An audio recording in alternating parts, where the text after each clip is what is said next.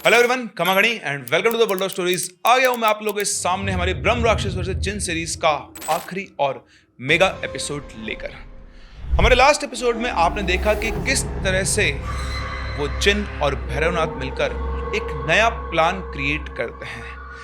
भैरवनाथ के हिसाब से अगर किसी तरह से पुष्पेंद्र आचार्य की पूरी ऊर्जा को कन्हैया के अंदर उतार लिया जाए तो उस मोमेंट पर वो ब्रह्म राक्षस को कन्हैया के शरीर में बंद कर सकता है। उधर कन्हैया जब बरगद के नीचे बैठा हुआ था तो उसे दो पुष्पेंद्र आचार्य अपने सामने दिखाई दे रहे थे, जिनके बीच में वो डिफरेंशिएट नहीं कर पा रहा था। चलिए बढ़ते हैं कहानी में आगे। अब कन्हैया के सामने तीन परछाइयां खड़ी थी, दो पुष्पेंद्र आचार्य और एक उसका भाई मृगेश। बरगद के आसपास की हवा और गाढ़ी हो चुकी थी और इधर कन्हैया को यह समझ में नहीं आ रहा था कि सच क्या है और भ्रम क्या है।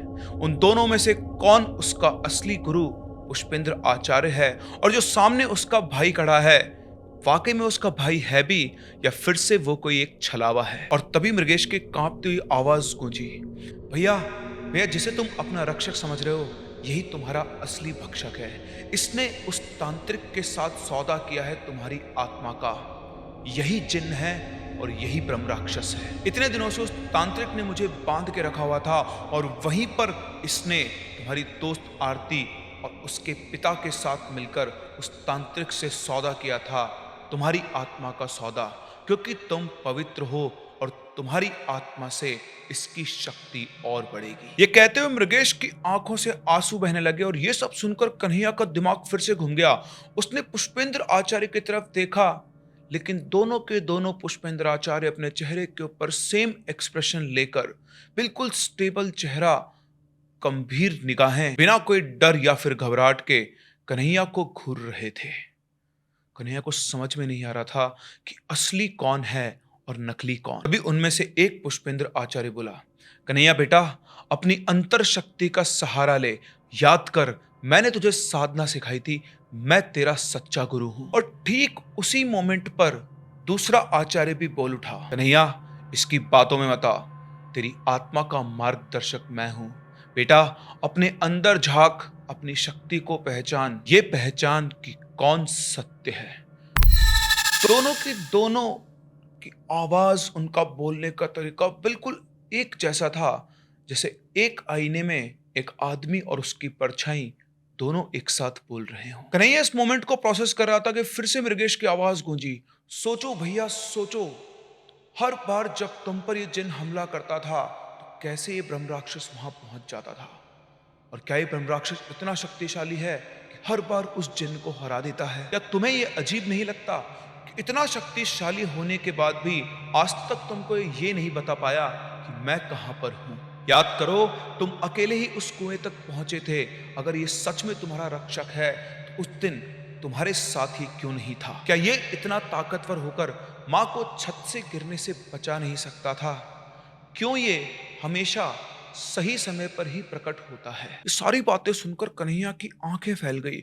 उसके सामने पुराने सारे दृश्य उभरने लगे। उसकी माँ का लहूलुहान चेहरा, अस्पताल के बेड पर लेटी उसकी माँ और उनके मुंह से निकले हुए वो शब्द, मुझे एक हरी परछाई दिखाई दी थी। मेरी बात समझने की कोशिश करो भैया, ये तुम्हारा रक्षक नहीं, ये तुम्हारा भक्षक है। उसकी बातें सुनकर कन्हैया फिर से एक बार दोनों आचार्य की तरफ देखने लगा और दोनों के दोनों आचार्य स्थिर भाव से अभी भी बरगद के पेड़ के नीचे खड़े हुए थे और धुएं के अंदर उनके मस्तक की चंदन की रेखाएं और उनकी लाल आंखें चमक रही थी। कन्हैया ने धीरे धीरे आंखें बंद की और मन ही मन बोला, असली और नकली की पहचान करना इतना भी मुश्किल नहीं है।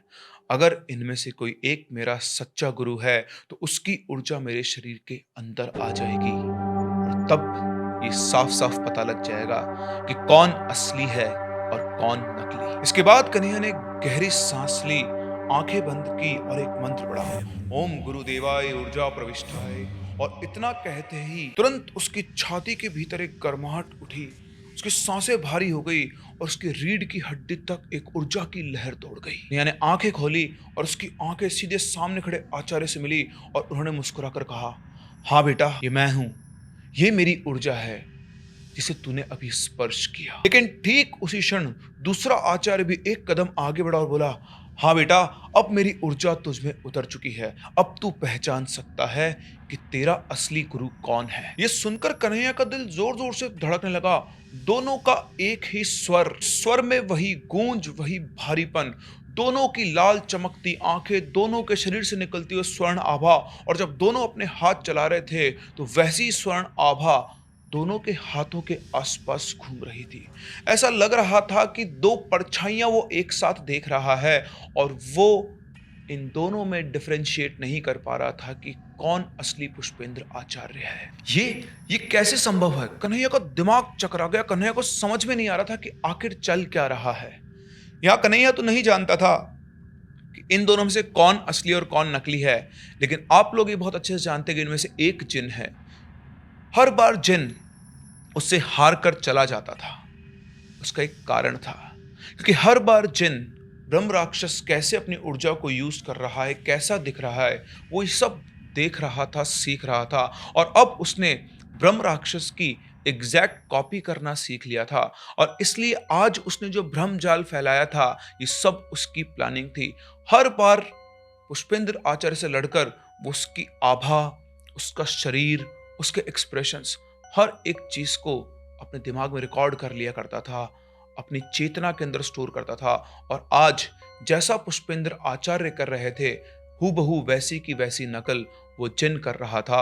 और इसीलिए कन्हैया उन दोनों में फर्क नहीं कर पा रहा था। कन्हैया ने फिर से दोनों की तरफ देखा तो उनमें से दोनों के दोनों आचार्य ने अपने हाथ बिल्कुल एक ही तरीके से इस तरह से किए हुए थे और कह रहे थे, आओ बेटा, मुझे पहचानो, मेरी शक्ति तुम्हारे भीतर है। कन्हैया अब एक अंतर्द्वंद में फंस चुका था कि अगर उसने सही चुनाव नहीं किया कि उसका असली गुरु कौन है तो सब कुछ खत्म हो जाएगा।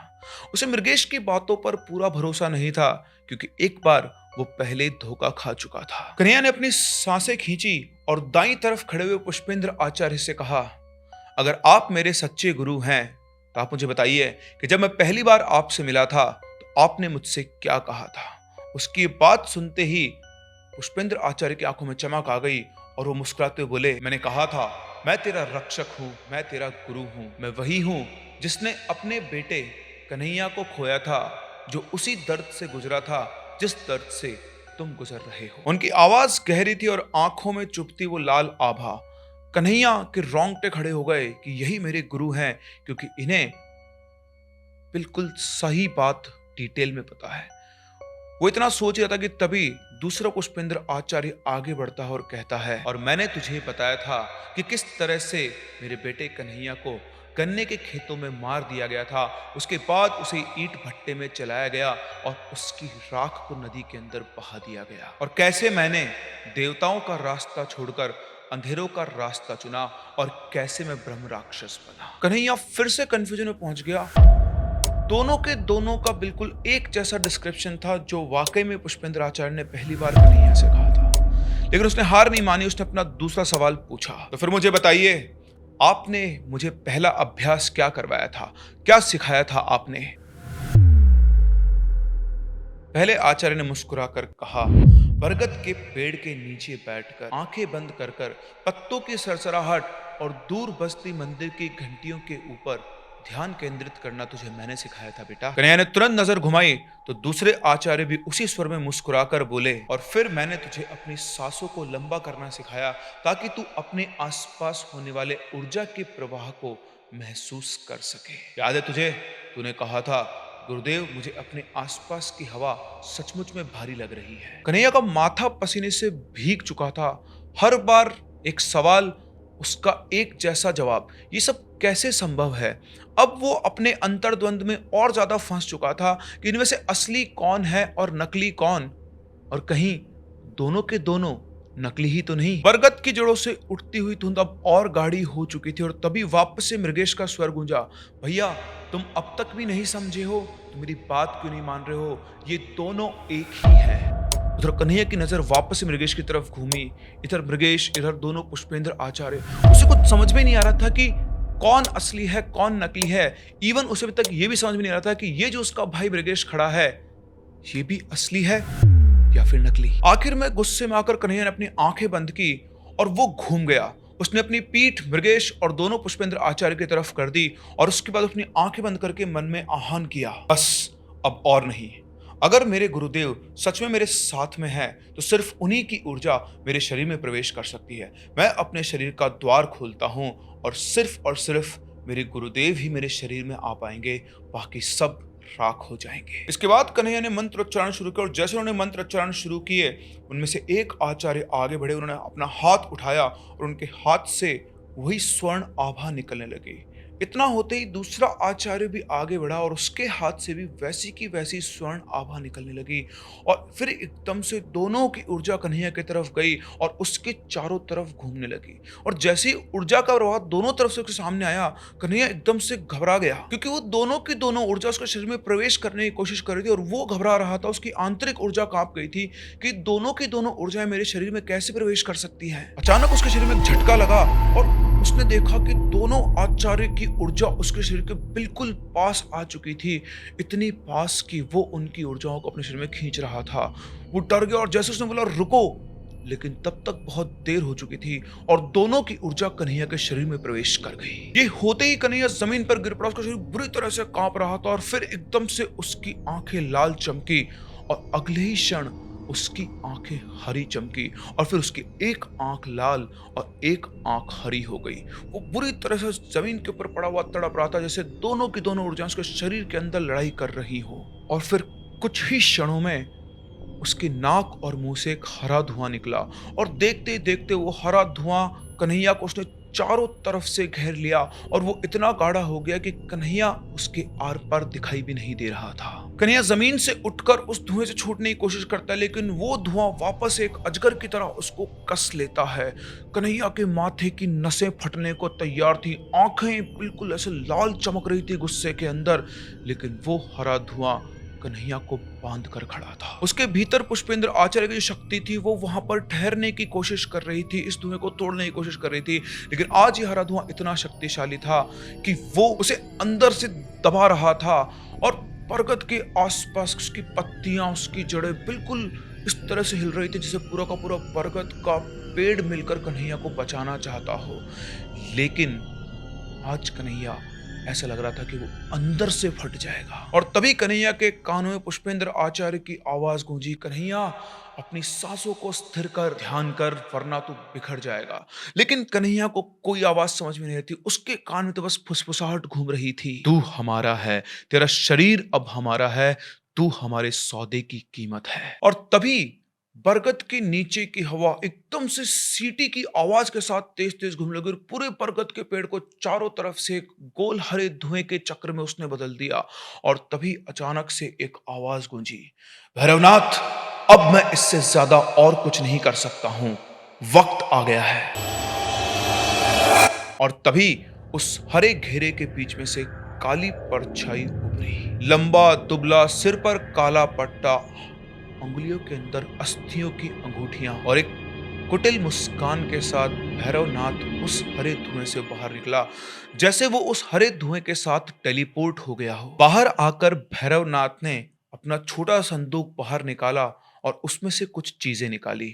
एक ताम्र कीलक, यानी एक तांबे की कील जिसके ऊपर काला धागा बहुत अच्छे से बंधा हुआ था, एक कपाल शंख, काले तिल, शमशान की भस्म, लाल चंदन और एक चांदी की नलिका। भैरवनाथ जमीन पर बैठा और उसने भस्म और लाल चंदन से 5 पंखुड़ियों वाला वक्र पद्म यंत्र बनाया और उसके बाद उसके चारों कोनों पर उल्टे दिए रखकर उन दियों के ऊपर घी की बातियां रखकर उन्हें जला दिया। और उसके बाद भैरवनाथ बुदबुदाया, आज से तेरे लिए ब्रह्म राक्षस अंतः कवच और इस लड़के के लिए बाह्य पाश, अथर्वविदान, नाड़ी त्रिशूल बंद है। और इसके बाद भैरवनाथ ने स्टेप वाइज अपना प्रोसेस शुरू किया।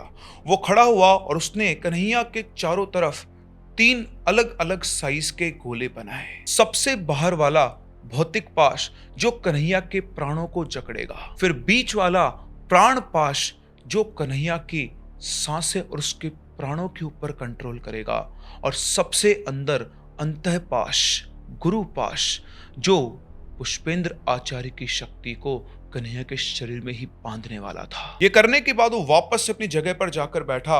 उसने वो तांबे की कील उठाई, उसे उसने उस कपाल शंख के ऊपर 3 बार ठोका और उसके बाद उसने एक मंत्र पढ़ा, ओम कील कीलाय प्राण सूत्रे वश्चम कुरु स्वाहा। और फिर उस कील की नोक को उसने कन्हैया की त्वचा पर टच करवाया। अंदर थोड़ा सा उसने उसकी स्किन में उस कील को घुसेड़ा और वहां से खून नहीं निकला, लेकिन कन्हैया के पूरे शरीर में झंझनाहट फैल गई। उसके बाद उसने वो चांदी की नलिका उठाई, उसे कन्हैया की नाभि पर रखा और उसके दूसरे हिस्से को उस कपाल शंख के मुंह से जोड़ दिया और उस कपाल शंख के अंदर उसने थोड़ा सा पानी भरा। जैसे उसने फूंक मारी, कन्हैया के शरीर से भाप जैसी गर्म हवा उस कपाल शंख के अंदर उतरने लगी। ये कन्हैया की प्राण ऊर्जा थी। उसके बाद भैरवनाथ ने पुष्पेंद्र आचार्य के पुराने दीक्षा नाम की फुसफुसाहट की और उसे एक बीज मंत्र के साथ बांध दिया। के बाद वो उठा और उसने कन्हैया के सीने पर लाल चंदन से एक त्रिपुंड रेखा खींच दी, जो थोड़ी देर में नीली होकर चमकने लगी, जैसे किसी का दिल धड़कता है। इस तरह से बार बार वो नीली रोशनी कन्हैया की छाती के ऊपर चमक रही थी। इसके बाद भैरवनाथ ने राई और काले तिल उस शंख के चारों तरफ घुमाए और उसके बाद एक और मंत्र पढ़ा, अंतः कवच स्थिरो भव बाह्य पाश दृढ़ो भव। और इतना पढ़ते ही कन्हैया के चारों तरफ बने हुए जमीन पर तीनों घेरे कांच की तरह चमकने लगे और इसके साथ ही पुष्पेंद्र आचार्य की पूरी ऊर्जा कन्हैया के अंदर बंध चुकी थी। कन्हैया की आंखें बिल्कुल हल्की हल्की लाल थी, वो ग्लो गायब हो गया था और उसके चारों तरफ का हरा धुआं अब भी गाढ़ा हो गया था। और तभी वहां पर जिन्न की आवाज गूंजी, इसी वक्त का इंतजार था। पात्र बंद, गुरु बंद, और अब इन दोनों की चाबी मेरे पास है। रघुनाथ ने अपनी आंखें खोली, उसकी आंखें चमक से भरी हुई थी और वो बोला, दोनों बंद गए हैं। अभी कार्य पूरा नहीं हुआ, लेकिन काफी है। अब हमें अगले चरण पर चलना होगा। अगला चरण था चेतना भ्रम। भैरवनाथ उठा, उसने कपाल शंख के पास में एक लाल कपड़ा बिछाया, उस पर 4 उल्टे दिए चारों कोनों पर रखे और बोला, स्वप्न द्वारेण आवय बंधनी माया। और ये बोलते ही कन्हैया की आंखों में एक अजीब धुंधलाहट छा गई।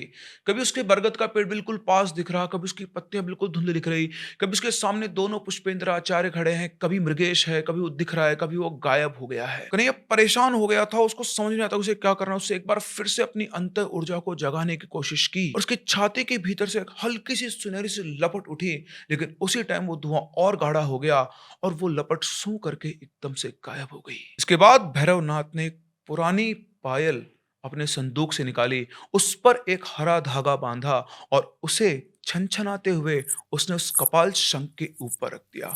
उस पायल की छनछनाहट की आवाज पूरे वातावरण में फैल गई और उसके बाद भैरवनाथ ने एक मंत्र पढ़ा, या पाद्य स्मृति या बंधने रुदनम भाव सूत्रम आगच्छ। और इतना बोलते ही हवा में एक सुगंध फैली, कन्हैया के लिए एक जानी पहचानी सुगंध।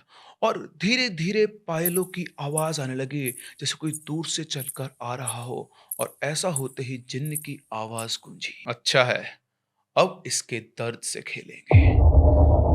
और थोड़ी ही देर में कन्हैया की आंखों के सामने खड़ी थी एक लड़की, आरती। कन्हैया की टूटी फूटी आवाज बाहर निकली और उसी समय भैरवनाथ ने उस कपाल शंख पर रखी पायल पर एक और गांठ कस दी और बोला, अब बंधन में दिमाग, श्वास और भावना तीनों की डोर शामिल है। इधर कन्हैया की आंखों के सामने आरती खड़ी हुई थी। आरती चलकर कन्हैया के पास आती है, उसकी आंखों में आंखें मिलाकर बोलती है, तुम ये सब किसके लिए कर रहे हो कन्हैया? सच में तुम्हें लगता है कि मैं तुमसे प्यार करती हूँ? कन्हैया की आंखें चौंधी आ गई, उसका गला सूख गया।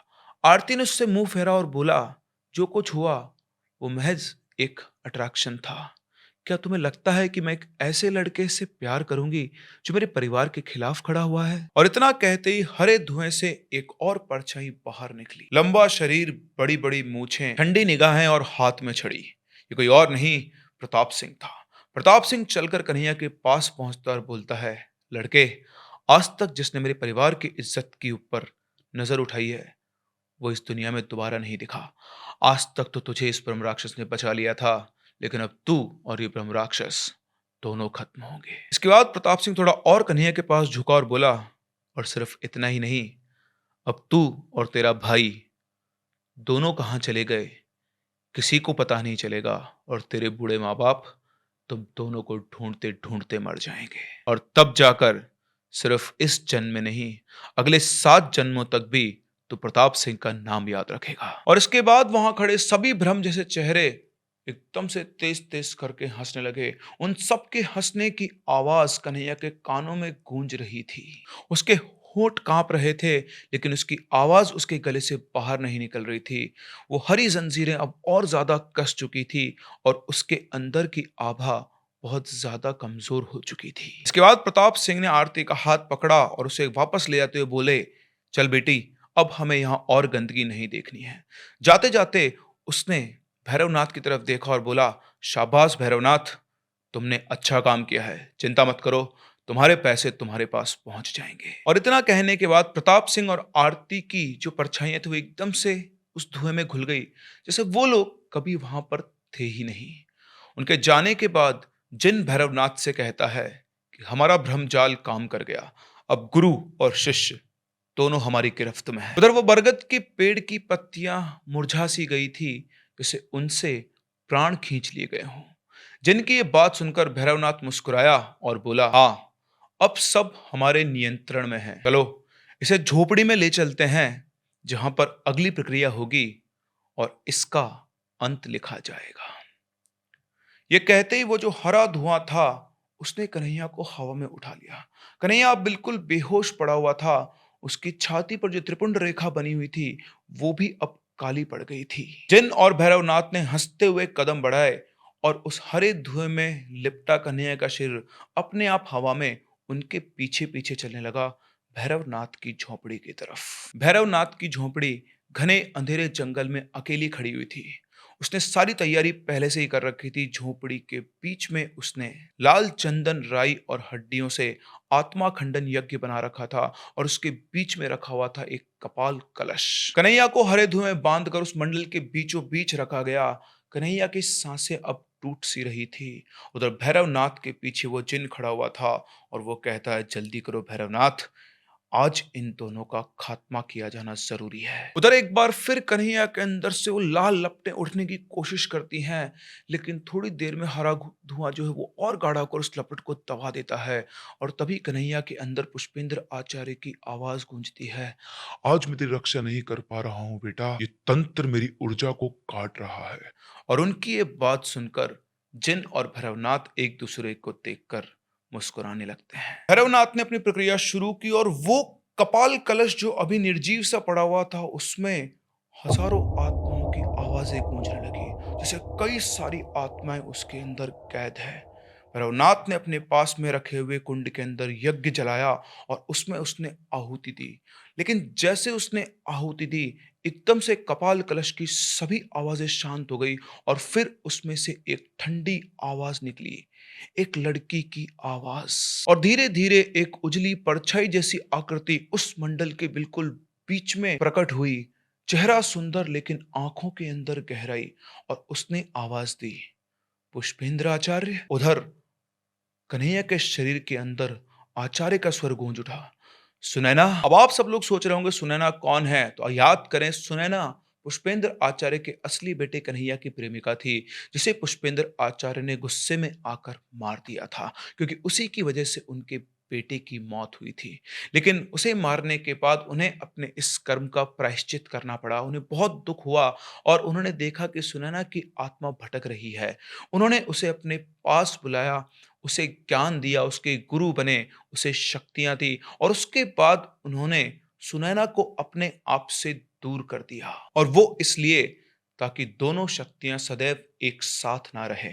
और शायद आज ही के दिन के लिए उन्होंने सुनैना को अलग किया हुआ था। पुष्पेंद्र आचार्य को लग गया कि वो अकेले कन्हैया के शरीर से बाहर नहीं आ सकते हैं, तो उन्होंने चुपचाप सुनैना का आह्वान किया, और उस मंडल के बीच में सुनैना की शक्ति खड़ी हुई थी। इसके बारे में भैरवनाथ को कोई अंदाजा नहीं था। भैरवनाथ कुछ समझ पाता उससे पहले सुनैना ने अपने दोनों हाथ आसमान की तरफ उठाए और बोली, ओम रुद्राय आत्मशक्ति प्रबोधिनी स्वाहा।